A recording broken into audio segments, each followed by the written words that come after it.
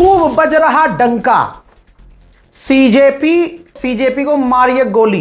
ये छात्र हैं, इन्होंने बेचारों ने अपने हक की लड़ाई लड़ी और उसके बाद आपको कल का सारा दिन पता है, गिरफ्तारियां होती रहीं, जबकि वादा किया गया था माननीय सीनियर अधिकारियों के द्वारा, जेपी नड्डा जी के द्वारा, कि जो प्रदर्शनकारी हैं उनके ऊपर जो एफआईआर हुई हैं वो वापस ले ली जाएंगी और परेशान नहीं किया जाएगा। लेकिन होता ये रहा पिछले 48 घंटों में कि गिरफ्तारियां होती रहीं। फेशियल डिटेक्शन वाली वहां वैन तैनात कर दी गई। भाई कह दिया गया हजारों उसके अंदर जो है दंगाई गए थे और क्रिमिनल गए थे। यही फेस डिटेक्शन वाला आप संसद के बाहर लगा दो, पता चल जाएगा कौन कौन क्रिमिनल हैं, रिकॉर्ड निकल के सामने आ जाएगा। नहीं, पॉइंट की बात है भाई, वो छात्र हैं, देश का भविष्य है। मोदी जी का ये रवैया बड़ा अजीब है।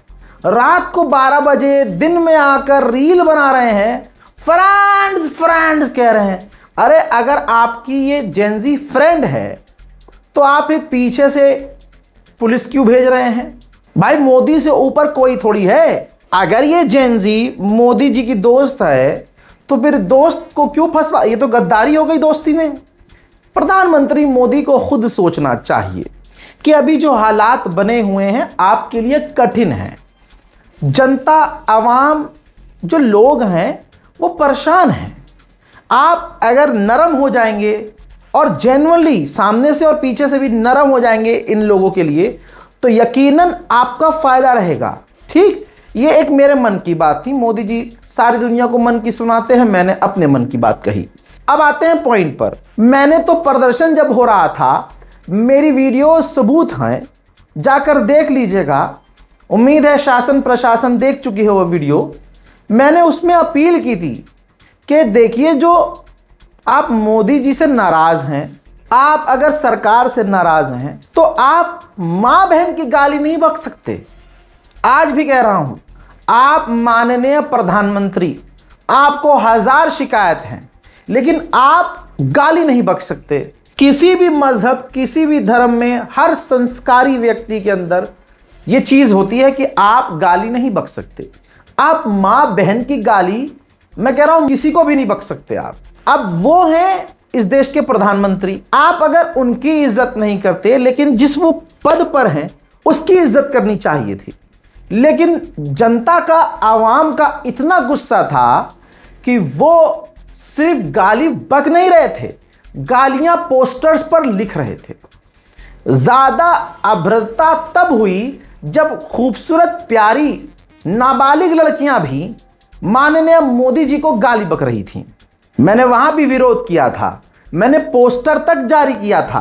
पोस्टर पर मैंने पॉइंट्स दिए थे कि आपको गाली गलौज नहीं करना है, यानी अभद्रता नहीं करना है, वायलेंस नहीं फैलाना है, हमला नहीं करना है, उल्टे सीधे पोस्टर शो नहीं। लेकिन अवाम मानी नहीं, जेनजी माना नहीं, और फिर वो निशाने पर आए। आप अपनी गालियों को जस्टिफाई जनाब नहीं कर सकते, ठीक है, आप लिमिट में कुछ चीजें बोल सकते थे। मोदी जी और बीजेपी के लोग उससे ऑफेंड नहीं होते हैं, आदत है, विरोध हमेशा होता रहता है। लेकिन आप खुला खुला किसी को माँ बहन की गालियां बक रहे हो, वो तो मुझे डर था, मैंने बताया था एक्शन होगा, वो हुआ, ठीक। लेकिन पूरे देश भर में प्रदर्शन तेज हुआ, बिहार से लेकर, भाई बिहार में तो AK-47 चला दी। मैंने खबर में वो बात नहीं बोली क्योंकि सरकार नजर रख रही है कि कोई सच बोल रहा है, या अगर खबर थोड़ी सी ऊपर नीचे हो गई तो फेक न्यूज का टैग लगाकर उसे गिरफ्तार कर रहे हैं। लेकिन बेगूसराय का मेरा खुद का अपना यार बता रहा है कि भाई यहां गोलियां चली हैं, लेकिन हमें कंफर्मेशन चाहिए थी। डंका ऐसा बजा कि ये देखिए, दुनिया का सबसे टॉप का नंबर 1 र्यूटर्स, उसने डिजिटल मीडिया प्लेटफॉर्म, अखबार, हर जगह वीडियोस दिखा दिए जिसमें बिहार में भाई AK-47 से 4 फायर किए गए, ठीक। इसके अलावा दुनिया भर के बड़े प्लेटफॉर्म, मिडिल ईस्ट का सबसे बड़ा चैनल अल जजीरा इंग्लिश, उसने भी ये बिहार के जो अधिकारी हैं जो AK-47 लेकर आवाम यार बच्चों के ऊपर चढ़ गए, बच्चों पर फायरिंग की, ये वीडियो दिखा दी। अब जाहिर सी बात है इससे मोदी जी का और बजा। प्रधानमंत्री तक अगर मेरी बात पहुंचे, मेरी यही अपील है। देखिए, आपके और हमारे बीच की नाराजगी लड़ाई अलग है, लेकिन आपकी अगर बेइज्जती दुनिया में होगी तो वो हमारे लिए भी अच्छी बात नहीं है, क्योंकि आपसे हमारी लड़ाई अलग, लेकिन आप देश के प्रधानमंत्री हैं। इतनी इज्जत का ख्याल आपको खुद करना चाहिए। अब अगर प्रशासन शासन कुछ गलत कांड करेगी, घूम फिर कर आपके ऊपर ही बात आएगी। अभी अभी आप मानिए मत मानिए, झटका तो लगा है, ठीक है, आपको थोड़ा झटका लगा है। ऐसे में अगर आप नरम पड़ जाएंगे तो लोग आपसे प्यार करेंगे, छोटा नहीं मानेंगे। लेकिन आपकी पुलिस RAF फौज ज़्यादा सख्ती दिखाएगी तो दुनिया को ये तस्वीर दिखेगी और आपको तानाशाही कहा जाएगा।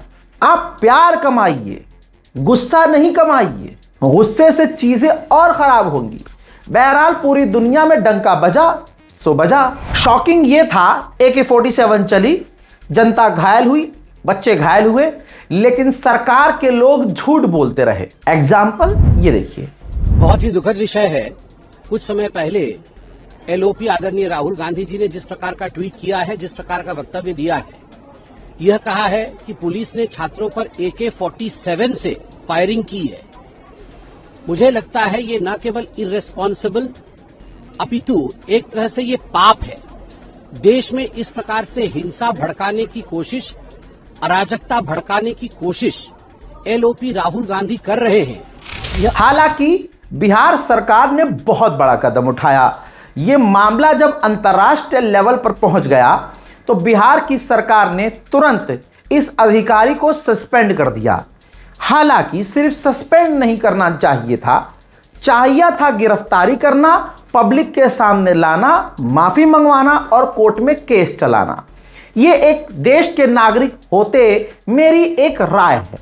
बहरहाल सरकार जो कर रही है सो कर रही है। इसी के साथ जब मामला बहुत ज्यादा बढ़ गया कि भाई छात्रों को गिरफ्तार किया जा रहा है, तो बिहार सरकार ने एक अच्छा कदम उठाया। बिहार सरकार ने तुरंत नोटिस जारी कर दिया और कह दिया कि जो FIR की गई हैं बिहार सरकार के द्वारा प्रदर्शनकारियों के ऊपर, उनके ऊपर जो FIR की गई है वो विड्रॉ करेगी, खत्म करेगी और आगे कोई छात्रों पर कार्रवाई नहीं होगी। देखिए, अगर सरकार आपसे लिखित में वादा कर रही है ना, तो ज्यादा फड़फड़ाने की जरूरत नहीं है। आप आवाम हैं, जनता हैं, आपको बिल्कुल शांति से बात समझ लेनी चाहिए, क्योंकि जबान से नहीं बोली है, ये बात लिखित में दी है। तो देखिए, नुकसान बहुत हो चुका है, सरकार का भी, जनता का भी और हमारे देश की इज्जत का भी। तो यहां पर हमें बिहार के लोगों को शांत होना चाहिए, समझना चाहिए, वार्तालाप करना चाहिए, बातचीत के जरिए मामले हल करने चाहिए। बड़ी बड़ी जंगों का सॉल्यूशन बातचीत की टेबल से निकलता है, लिहाजा बातचीत का रास्ता कभी बंद नहीं करना चाहिए। CJP का प्रदर्शन कामयाब क्या हुआ? देश में अलग अलग जगह अलग अलग पॉइंट पर प्रदर्शन होने लगे। हालांकि वो प्रदर्शन अपनी जगह सही है, क्योंकि इस प्रदर्शन में एक और प्रदर्शन का नाम जुड़ा, जौहर यूनिवर्सिटी। हजरात, तोड़ने की बात थी लेकिन सरकार बैकफुट पर आई है। हजरात, बड़ी खबर यह है, जौहर यूनिवर्सिटी पर अब बिल्डोजर नहीं चलेगा। मुरादाबाद के कमिश्नर ने रोक लगाई है। ठीक है, यह अच्छी बात है, लेकिन यह रोक कब तक की है? क्या सिर्फ मामला शांत होने तक की रोक है? कहना मेरे लिए सही नहीं है, लेकिन फिलहाल के लिए सरकार ने रोक लगाई है। यह एक बड़ी राहत की खबर है। जौहर यूनिवर्सिटी को बचाने के लिए लोग इकट्ठा हो रहे थे, स्टूडेंट्स इकट्ठा हो रहे थे। उसी में एक बच्ची, नाबालिग बच्ची आती है और कहती है कि मैं भविष्य, अपना फ्यूचर बचाने के लिए आई हूँ। मैं यहाँ पे प्रोटेस्ट के लिए आई हूँ, अपना फ्यूचर बचाने के लिए आई हूँ, क्योंकि आगे चल के मुझे भी इस यूनिवर्सिटी के अंदर पढ़ना है और अगर ये यूनिवर्सिटी टूट जाएगी तो मैं कहाँ पढ़ूँ। जौहर यूनिवर्सिटी को राहत मिली, जैसे भी मिली। इधर E20 पर भड़के हुए हैं आम आदमी पार्टी, और आम लोग तो भड़की हुई है भाई। गाड़ियां खराब होंगी, मेहनत की कमाई से गाड़ी ली जाती है, गाड़ियां जो विदेश में 20 लाख की है, यहाँ हमारे 40 लाख की है। इतना टैक्स, इतना रोड टैक्स, इतना ये, इतना टोल, इतना ये, इतना कद्दू, इतना प्याज, इतना गोभी, सब सारा, और उसके बाद वो गाड़ी खराब। अब ऐसे में पूर्व सीएम केजरीवाल ने ऐलान किया है कि अब हम एक नया आंदोलन शुरू करने वाले हैं इथेनॉल के खिलाफ। सुनिए। Hello everyone. तो धर्मेंद्र प्रधान का इस्तीफा तो हो गया। मेरी प्रधानमंत्री जी से निवेदन है कि लगे हाथों E20 का समाधान भी कर दीजिए। लोग बहुत ज़्यादा परेशान हैं, सबकी गाड़ियां खराब हो रही हैं, सबकी माइलेज खराब हो गई। प्रधानमंत्री जी लेकिन तभी सुनेंगे जब हम सब मिलके एक आवाज़ में एक साथ आवाज़ उठाएंगे। इस शनिवार को हम लोगों की कोशिश है कि देश भर में जितने लोग E20 से दुखी हैं, जितने लोग E20 के खिलाफ आवाज़ उठा रहे हैं, सब लोगों को एक प्लेटफॉर्म पे लेके आना। इसका नाम रखा है नेशनल टाउन हॉल। 11:30 बजे आप सब लोग नेशनल टाउन हॉल में पार्टिसिपेट करने के लिए आमंत्रित हैं। अगर आप दिल्ली या आसपास रहते हैं तो इथेनॉल के खिलाफ बॉम्बे हाई कोर्ट में याचिका दायर की गई थी, जिस पर माननीय नितिन गडकरी ने जवाब दिया कि देखिए, पेट्रोल में इथेनॉल मिलाने का प्लान मेरा नहीं था, न मेरा इसमें कोई रोल है। भारत सरकार का तेल मंत्रालय, गैस मंत्रालय, ये उनका मुद्दा है।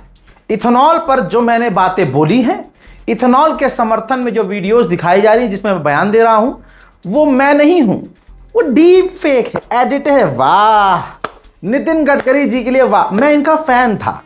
जब अपने उत्तर प्रदेश की सड़कों पर मैं यह हाईवे पर जाता हूं तो भाई मेरी खुशी होती है कि चल ठीक है, थोड़ा टोल लग रहा है, थोड़ी बहुत एक आध जगह गड्ढा वड्ढा हो जाता, इतना तो चलता ही है।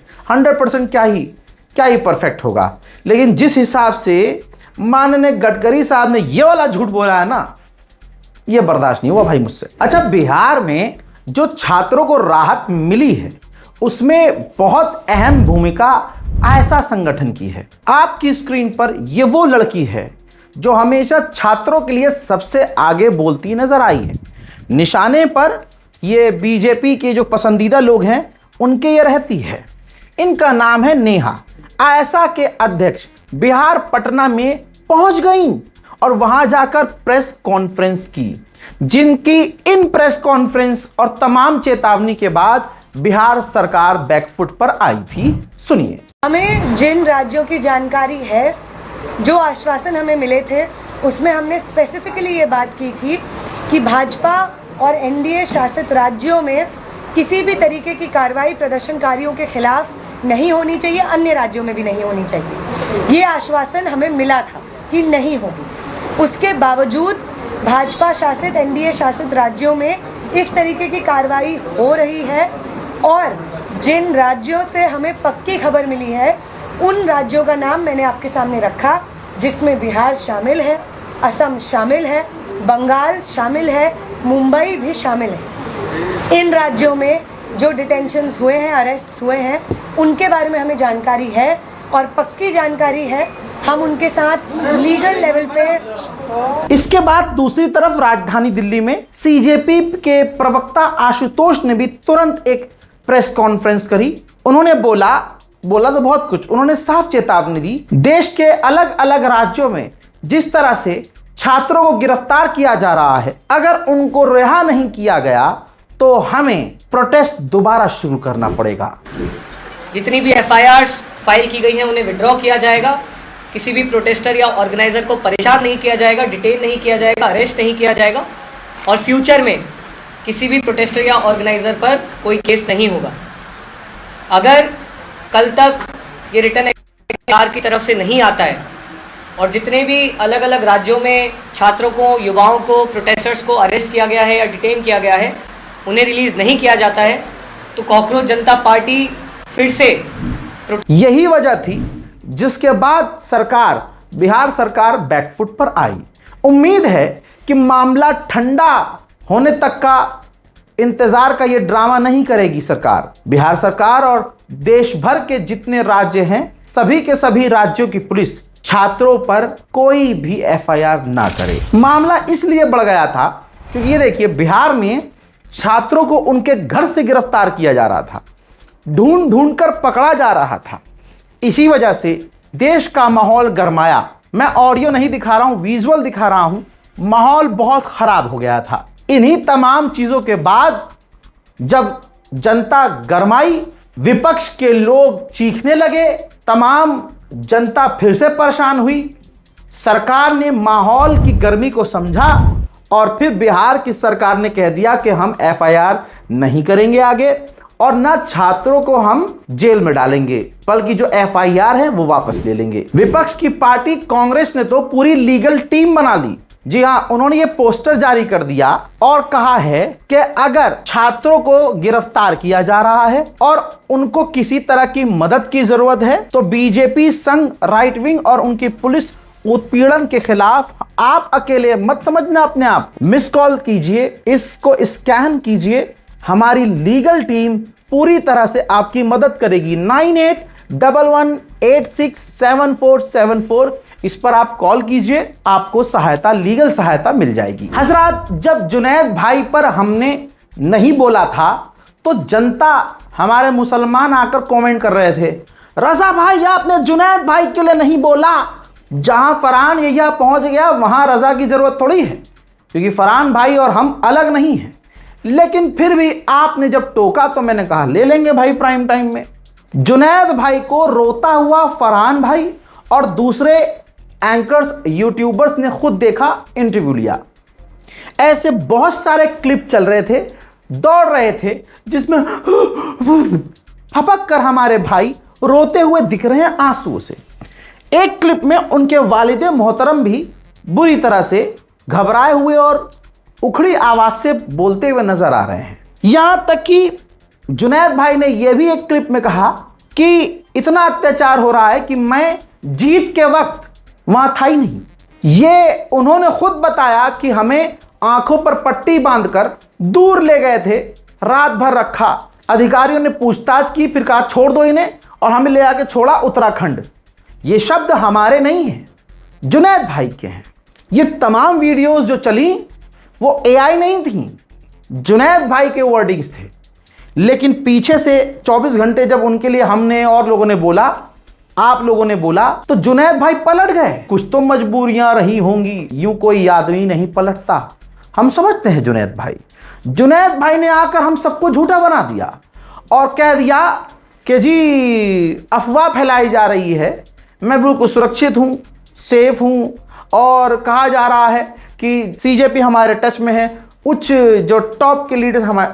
भाई जुनैद भाई, आपके ही ये जुमले हैं, हमें कौन बताने वाला है हजरत कि आपको वो सपोर्ट नहीं कर रहे हैं।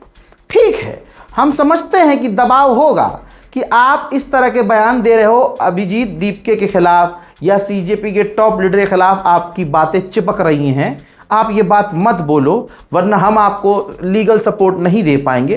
किसी भी तरह से कोई दबाव आया होगा, लेकिन याद रखिएगा जुनैद भाई, जिस तरह से आपने अपने तुरंत बयान पलटकर सभी पत्रकारों को, आपने अपने समर्थकों को झूठा साबित किया है, आगे उम्मीद मत कीजिएगा कि कोई यूट्यूबर्स आपकी आवाज उठाने के लिए आगे आएगा। मैं भी तमाम यूट्यूबर्स, अपने सहयोगी साथियों को यही राय दूंगा, मत कीजिए सपोर्ट और मत बोलिए खिलाफ। ना हम खिलाफत में हैं, ना हम समर्थन में हैं, हम हैं चुप। देश में, दुनिया में और मुद्दे हैं, उस पर बोलेंगे। पता चला इनके समर्थन में हम बोल रहे हैं, चचा जान पीछे हो गए, चूतड़ पलट हमारे पड़ रहे हैं। गलती हो गई भाई, हम आज के बाद जुनैद भाई पे नहीं बोलेंगे। इनकलाब जिंदाबाद साथियों, कैसे हो आप सभी। जैसा कि मैंने सोशल मीडिया पर देखा, बहुत सारी अफवाहें हमारे विरुद्ध फैल रही हैं कि टॉप लीडरशिप हमारे साथ नहीं है और कुछ लोग हमारा साथ नहीं दे रहे हैं। तो प्लीज अफवाहों पर ध्यान न दें, मैं उन सब का खंडन करता हूं। और कुछ लोग हमारे विरुद्ध षड्यंत्र रचना चाहते हैं, मेरे और मेरे साथियों के विरुद्ध षड्यंत्र रचना चाहते हैं। तो सबसे पहले तो बहुत सारे लोगों के मैसेज आ रहे थे मेरे लिए, मेरे परिवार के लिए। तो मैं बिल्कुल स्वस्थ हूँ, अच्छा हूँ, और मेरे परिवार के लोग भी सब अच्छे हैं। तो सबकी प्रार्थनाएं मेरे साथ हैं। तो प्लीज प्लीज प्लीज अफवाहों पर ध्यान ना दें। सभी टॉप लीडरशिप मेरे साथ हैं, हम सब साथ हैं। मोमेंट को खराब करने का और उसको बदनाम करने का षड्यंत्र किया जा रहा है कुछ लोगों के द्वारा। उस षड्यंत्र में बात मैं अपने घर की कर रहा हूं, अपनी कौम की करता हूं, तो अपने मुसलमानों को, माँ बाप को, अपने बच्चों पर नजर रखने की जरूरत है। देश के हालात आपके साथ नहीं है। कब क्या हो, आपके पैरों के नीचे चूंटी भी आएगी तो आपको कातिल कहा जाएगा। वो मार दे हाथी तब भी हंसकर छोड़ दिया जाएगा। अरे यार क्या बढ़िया डायलॉग है, इसको लिख के कहीं चिपका मत देना भाई, नॉर्मली बोला है, मैच हो गई लाइन। भाई साहब ये बात इसलिए कह रहा हूं कि अपने बच्चों पर मुसलमान नजर रखें क्योंकि हालात खराब है। बरेली का एक मामला है, एक अरमान नाम के लड़के ने, जिसकी उम्र सिर्फ 19 साल है, उसने एक किराना कारोबारी सियाराम को चाकू से गोदकर मार दिया। सियाराम अरमान को नहीं जानता था, ना उनकी जान पहचान थी, ना वो पहले से एक दूसरे को जानते थे। अरमान को गिरफ्तार किया गया, जुर्म कबूल किया उसने, तो उसने कहा कि मुझे किसी ना किसी का कत्ल करना था। सियाराम सामने आ गया तो मैंने उसे मार दिया। अरमान को अपने ऊपर किसी ऊपरी साए होने का एहसास होता था। पुलिस इन्वेस्टिगेशन में पता चला है बाद में कि अरमान सूखे नशे का आदी था।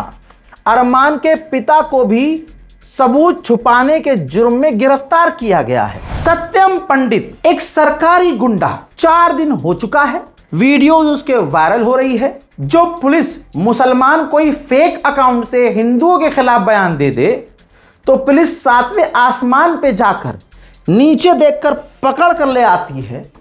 4 दिन के बाद भी सत्यम पंडित को गिरफ्तार इसलिए नहीं कर पाई क्योंकि सत्यम पंडित बीजेपी के नेताओं का करीबी है। लेकिन वीडियोज इतने वायरल हुए तब प्रशासन का एक इत्तू सा बयान आया है, सुनिए, और बयान के बाद आप खुद देखिएगा कार्रवाई कहां होती है। सर एक तथाकथित हिंदूवादी खुद को बताने वाला एक युवक का वीडियो वायरल हो रहा है। वो ये कह रहा है कि जो मुस्लिम अधिकारी हैं उनको कांवड़ यात्रा से हटाया जाए और इस तरह के एक असामाजिक जो तत्व है उसके खिलाफ कई मुकदमे भी दर्ज हैं, हिस्ट्री शीटर है, तो पब्लिक न्यूसेंस क्रिएट करा। क्या पुलिस को इस मामले में कार्रवाई करने जा रही है क्या? देखिए पुलिस के पास ये वीडियो अभी संज्ञान में आया है जो सोशल मीडिया पे वायरल है। पुलिस के द्वारा वीडियो की जांच की जा रही है, उसमें जो कंटेंट उसके द्वारा कहे गए हैं उसकी भी जांच की जा रही है और सभी तथ्यों की गंभीरता से जानकारी करके इसमें जो भी विधिक कार्रवाई है वो पुलिस के द्वारा संपन्न की है। अगर आप सीपी में जाएंगे अब तो देखिए ये जो बीजेपी के गुंडे हैं, पहले इनकी हिम्मत नहीं थी, कोशिश खूब करी थी भीड़ के अंदर भेजने की, और ये जो गुंडा बनते हैं इनकी हिम्मत नहीं थी कि उस वक्त पिट जाते। लाखों की तादाद में वहां जेनजी थे। तो अब जब प्रदर्शन खत्म हो गया, जेनजी वहां से चले गए, प्रदर्शन का नामो निशान, दीवार पर नारों को भी मिटा दिया गया, तब हिंदू जागा, सो कॉल्ड हिंदू, ये बीजेपी वाला हिंदू, और ये वहां गए। अब ये तस्वीर देखिए, मैं दिखा नहीं सकता हूं, मारम पीटी की है। वहां रैंडम जो कम उम्र के युवा हैं या छात्र दिख रहे हैं, सो कॉल्ड सनातनी, उन्हें पीट रहे हैं। सत्यम पंडित के बाद अब ऋषिकेश शुक्ला जैसे भगवादारी गुंडे अब नंगा नाच कर रहे हैं। मिल्टन हाउस में एक छात्र को बेरहमी से पीटकर वीडियो बनाया और इंस्टाग्राम पर मोदी का अपमान नहीं सहेगा हिंदुस्तान लिखकर शेयर किया गया। यह मोदी जी का दोगला रवैया है कि सामने से रील बनाकर वो जेन जी को कह रहे हैं फ्रेंड्स, और अपने ही फ्रेंड्स को गुंडों से पिटवा रहे हैं। सीपी में ऐसा आतंक है, अब इनकी AK-47 कहां चली गई? अब वो लड़कियों के पिछवाड़े पे लाठी, बच्चों के सरों को फोड़ने वाली लाठी कहां गई दिल्ली पुलिस की नहीं पता। अब दिल्ली पुलिस वहां है ही नहीं। एक और वीडियो है जिसमें एक छात्र का सर फोड़ दिया गया इन्हीं गुंडों के द्वारा, यहां तक कि एक बच्ची के साथ गंदगी और बहुत अभद्रता, बदतमीजी की गई। दिल्ली पुलिस लापता हो गई। सोशल मीडिया के जरिए जिन जिन क्रिएटर्स ने मोदी के खिलाफ कुछ पोस्ट किया था प्रदर्शन में, उन अकाउंट्स को डिलीट किया जा रहा है, उन अकाउंट्स को बैन किया जा रहा है, उन वीडियो के जरिए उन पर केस किया जा रहा है। इन्हीं तमाम चीजों की वजह से भारत का पूरी दुनिया में और अपमान हो रहा है। फिलहाल के नेशनल प्राइम टाइम में इतना ही। यही रिक्वेस्ट है छात्रों से भी कि अगर आपको सरकार या किसी से कोई तकलीफ है तो आप विरोध कर सकते हैं, लेकिन आप मोदी जी को मां बहन की गालियां बकने से गुरेज कीजिए। मुसलमान लड़के लड़कियां जो उछल उछल कर इस प्रदर्शन में पहुंच रहे थे, सुकून की सांस आप मत लेना क्योंकि आप हमेशा निशाने पर रहेंगे। फिलहाल के लिए इस रिपोर्ट में इतना ही। जय हिंद।